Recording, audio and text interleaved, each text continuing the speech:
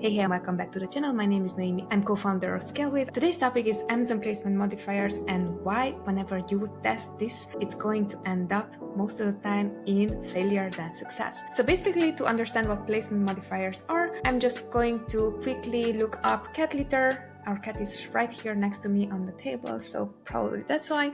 What you're going to see here, you're going to see placements for sponsored product ads. Basically, these are the top products that are going to show up on Amazon whenever you would look for them. And this is a top of search placement. If we're going to click within the ad itself, this is what we're going to see. And basically what's going to show up here, it is product pages placement. And this is basically other products showcasing on yours. This is as well. And here underneath, this is as well.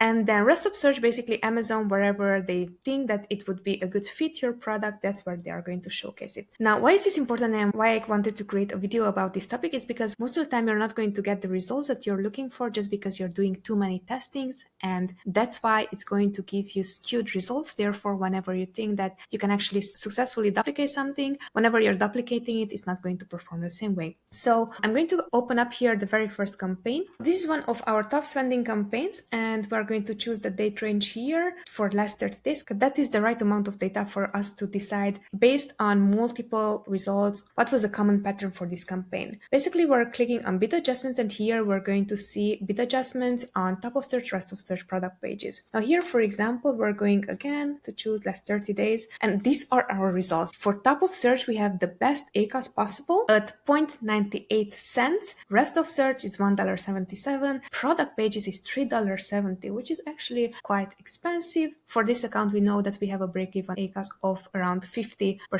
per account level. Important takeaway here. So for example, here as you can see, top of search, actually I adjusted the bid here earlier at 25%. Hey guys, real quick, this channel grows only once you share it. No ads, no fancy tricks, just word of mouth. So if anything connects with you or it might help someone you know, text it, DM it, post it, whatever feels right. Thanks so much. Why I did this is because here I can clearly see that for top of search, I have a CPC of around $0.98. So my end goal is the budget that is allocated within our ad group is going to go towards top of search. So here, for example, I'm confident that if I'm going to adjust my bid, even if 25%, and then for 7 days, I'm going to give it a try and see what is going on. And if this is going to be successful, I have a higher chance to repeat my success. Now I want to go back and open up a different campaign to showcase you my point. So I believe this is something that most advertisers are missing whenever they are just following step by step on how to do this, is because they are not going to think. Therefore, I do want to really help you think through whenever you would apply a placement modifier and whenever you would adjust a bid. So for example, in this campaign, again, the date range is the same for the last 30 days. If you can see here, top of search for us, it's